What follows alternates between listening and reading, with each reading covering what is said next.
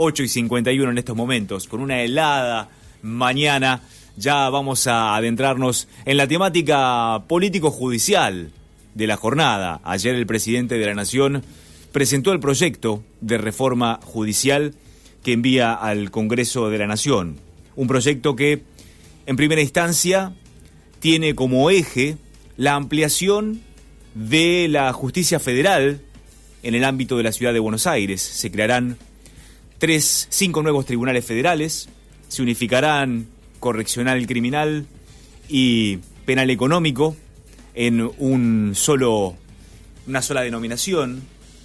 Serán tribunales penales federales. También los juzgados, habrá mayor cantidad de juzgados, se duplicarán los juzgados federales, en los cuales se analizan, se juzgan, se tratan casos de corrupción, de narcotráfico, de trata de personas, de delitos de lesa humanidad. ¿Hasta dónde llega la reforma judicial planificada por el gobierno nacional? Esa es la pregunta, porque también a partir del proyecto se crea un consejo de notables que justamente van a asesorar al Ejecutivo en cuanto a las necesidades que tiene el sistema y de avance en una reforma del mismo. Ese Consejo de Notables tiene muchas figuras realmente notables de la jurisprudencia nacional, algunas de ellas relacionadas con causas y con personajes muy importantes de la política nacional, sobre todo en relación a lo que se denomina como el fenómeno de la corrupción política. Juntos por el Cambio ya ha establecido que se va a oponer al proyecto en el Senado, en tanto y en cuanto este apunte a reformar el número de la Corte Suprema de la Nación, que hoy tiene 5. Para la oposición, el gobierno busca llevarlo a 9, modificar este número, que no está todavía en el proyecto, pero podría estarlo en función de lo que aquel Consejo de Asesores estipule. ¿Cuánto de esto hay de positivo, de negativo? Vamos a hablarlo en estos momentos con un ex juez federal de aquí de la ciudad de La Plata, con Carlos Rosansky. Hola Carlos, buen día, gracias por estar allí. Gabriel Prósperi lo saluda, ¿cómo le va? Hola Gabriel, un gusto, gracias. Carlos, hablando del proyecto, ¿qué tiene de positivo? ¿Qué es lo que usted ve como positivo en cuanto a lo anunciado ayer por el presidente? Después hablamos de las especulaciones, pero respecto de el proyecto en sí, la ampliación de juzgados y de tribunales federales, ¿qué le va a dar a la justicia?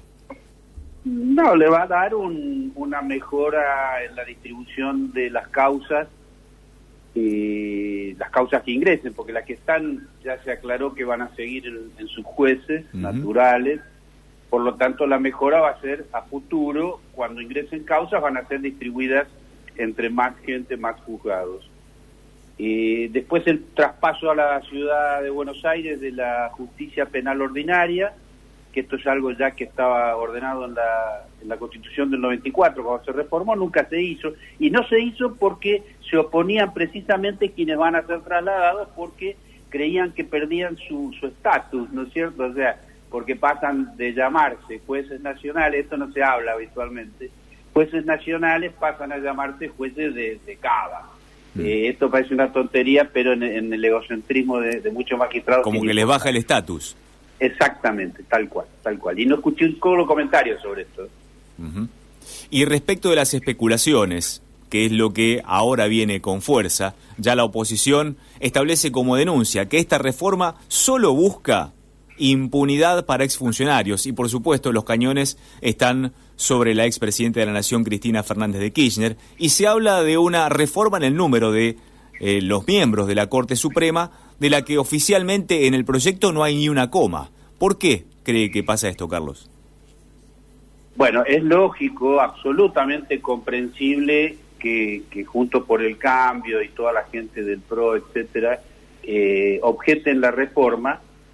Hay que aclarar que la reforma no tiene absolutamente nada que ver con la impunidad de nadie, eso es obvio, porque cualquier persona con sentido común lee la reforma y se va a dar cuenta que lo que están diciendo es una tontería. Pero decía que es comprensible porque una parte es decir, una parte del estado de cosas desastrosa de la justicia proviene de la historia de la justicia argentina, ¿de acuerdo?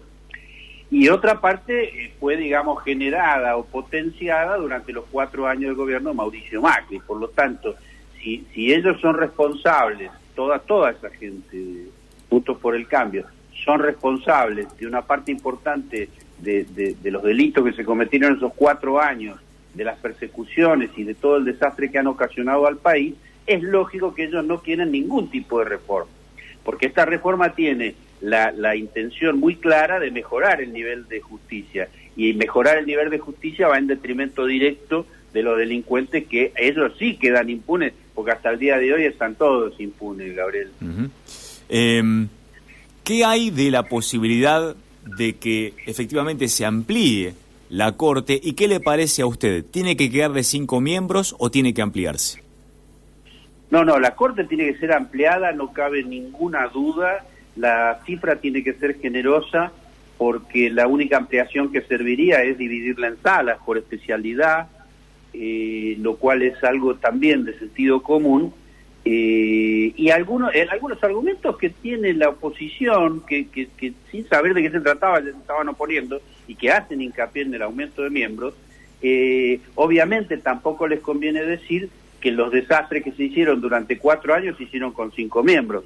Por lo tanto, poner el acento en el número de personas que integran la Corte obviamente no resiste análisis. Yo creo que la Corte tiene que ser ampliada, insisto, una cifra importante, 11, 13, 15, 17 miembros, dividirla en salas y que verdaderamente estén separados por competencia, o sea, por especialidad, para que se pueda hacer más ágil la intervención de la Corte Suprema. Y fundamentalmente porque, en mi opinión, el solo hecho de agregar miembros de la Corte que sean verdaderamente seleccionados como corresponde, estamos hablando de acuerdo a los parámetros actuales de derechos humanos, y sobre todo, y yo agregaría como propuesta, que esos miembros que van a sumarse a la Corte ampliada, si es que se concreta, que previamente los nombres de los candidatos sean compulsados por el voto popular no vinculante, es decir, que se requiera a la población que se expida, que opine.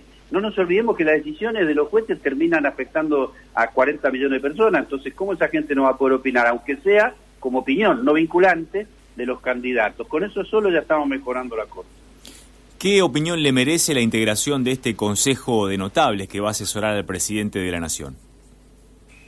Yo conozco muchos de ellos, me parece muy loable, me parece que son gente que conoce y que son muy demócratas. Lo que pasa es que creo que hay un error en el análisis de por qué se constituye ese consejo de esa manera. Es decir, se lo conforma con juristas notables, muy buenas personas, preparadas, etcétera. Pero eso supone partir de la base de que los problemas que tenemos en la justicia son solo jurídicos, cuando en realidad no son solo jurídicos. Estoy absolutamente convencido.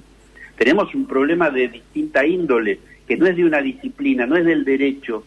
Ejercen el derecho, pero la problemática los supera. En realidad, la problemática tiene que ver con el derecho, pero también tiene que ver con la psicología, la sociología, el trabajo social, etcétera. Es decir, ciencias sociales que tienen que hacer su aporte en esta etapa, en mi opinión.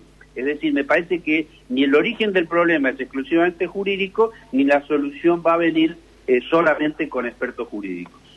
¿Se va a desactivar ese agujero negro que aparece ser Comodoro Pi en los últimos tiempos con esta reforma, Carlos? No, Gabriel, en esta etapa no. O sea, no habría por qué desactivarse, no tendría motivos para desactivarse, porque la reforma está apuntando a algo positivo, como dije, que hay que apoyar claramente, pero que por sí solo esta etapa no va a modificar. Pensemos que una parte de la gente que está en Comodoro Pi ha cometido delitos gravísimos, y esta reforma en esta etapa no está tocando absolutamente nada de eso. Por lo tanto, hay que ser muy claros, sinceros, y analizarlo desde ese punto de vista. Mientras nosotros estamos conversando, cada uno de esos jueces y fiscales están en su despacho. Stornelli, Bertuzzi, Bruglia, Irursum, son gente que ha hecho un daño gigantesco a la comunidad y siguen en sus cargos, y esta etapa de la reforma, yo espero que la próxima trabaje sobre esto, pero esta etapa no está modificando esa situación. Ayer hubo cacerolazos. ¿Cuánto de la opinión pública se mueve al son de los medios y cuánto de la opinión pública cree usted que está interesada justamente en saber de qué se trata esta reforma judicial, Carlos? Yo creo que hay una parte muy importante de la opinión pública que con toda legitimidad quiere una justicia mejor, que es la gente que siempre ha reclamado por una justicia mejor. Y hay otro sector de la población que es manipulado permanentemente, no solo por los medios de comunicación, son uno de los instrumentos de manipulación. El Poder Ejecutivo lo ha sido durante 4 años, no solo para lograr la elección en el 2015, sino para mantenerse en el 2017, aunque no le alcanzó en el 2019. Esa manipulación es muy grave porque les ha hecho, por ejemplo, ha generado grupos que salieron a decir yo soy Vicentín, hoy somos todos Vicentín, es decir, una estafa más grande de la historia argentina, y hubo un grupo de ciudadanos que salió a apoyar a los estafadores. Pero es minoría. La mayoría de la población lo que quiere es una justicia adecuada. Por eso yo creo que es imprescindible someterlo a la consulta popular en el caso de eventual de que se aumenten los jueces de la Corte. Y otro comentario, Gabriel, que quiero hacer sobre el traspaso de la justicia a la Ciudad de Buenos Aires. Hay que tomar nota que cuando se concrete ese traspaso va a haber más jueces y fiscales que pasan del fuero nacional al fuero ordinario de la Ciudad de Buenos Aires, y el jefe de los fiscales de la Ciudad de Buenos Aires es nada menos que Juan Bautista Maíquez. Juan Bautista Maíquez es exactamente quien desde el macrismo y representando al presidente en ese momento, Mauricio Macri, organizó y llevó adelante las persecuciones en el Consejo de la Magistratura. Ese hombre luego fue premiado con el cargo de jefe de los fiscales de la Ciudad de Buenos Aires. Es en ese sentido que necesitamos tener un poquitito de atención en el tema para ver por qué, por ejemplo, él es el fiscal en jefe en la Ciudad de Buenos Aires, y qué va a pasar en un futuro cuando él tenga más fiscales todavía a su cargo. No sé si está claro. Clarísimo. Un dato más, pero que se lo pido como información. ¿Cómo se eligen los jueces? ¿Cómo serán elegidos los jueces de esos juzgados federales que se van a estar instaurando a partir del proyecto de ley, si es que prospera? No, en este proyecto se mantiene el sistema de selección que es el que establece el Consejo de la Magistratura. De hecho, yo fui nombrado por ese sistema. Yo fui el primer juez federal que concursó y ganó el concurso. Estamos hablando hace 25 años atrás. Eso no cambió por ahora. Yo creo que va a tener que cambiar porque con los años se malversó muchísimo el sistema. Originariamente era bueno, pero presuponía un nivel de corrección y decencia en los consejeros que no lo hubo. Lo hubo en una minoría, pero no en una mayoría. Eso permitió que se concretaran designaciones absolutamente incorrectas. No sé, ayer lo explicaban en televisión, me consta porque yo padecí esa época. Una persona que estaba en el lugar 19 termina pasando por encima por orden de Mauricio Macri y envía su pliego al Senado contra candidatos que eran inobjetables. Entonces, esa manipulación hay que corregirla, pero insisto, y a la pregunta respondo que por ahora no se va a modificar. Es necesario modificarlo para que se garantice, no solo que el que está 19 no pueda terminar primero por capricho de algún funcionario del Poder Ejecutivo, sino además para que se garantice la visión de la persona que ingresa como juez. Se tiene que designar jueces que sean buena gente, cosa que hasta ahora, insisto, y lo digo porque yo fui designado por ese sistema, pero a nadie le importó si yo era una buena persona, le interesó mi experiencia, el concurso, el examen, porque saqué 100 puntos, pero era lógico, pues yo había sido juez de Cámara 10 años en sacarlo a Bariloche. Es decir, lo que quiero plantear es que hay que poner el acento en la calidad humana de quien va a ingresar con cargo de tanta responsabilidad, y no tanto si esa persona conoce latino o alemán, que es realmente algo secundario a la hora de analizar conducta. Carlos Rosansky, ex juez federal aquí en la ciudad de La Plata, un gusto haberlo escuchado en nuestra próspera mañana. Gracias, Carlos. Un placer, Gabriel, un abrazo.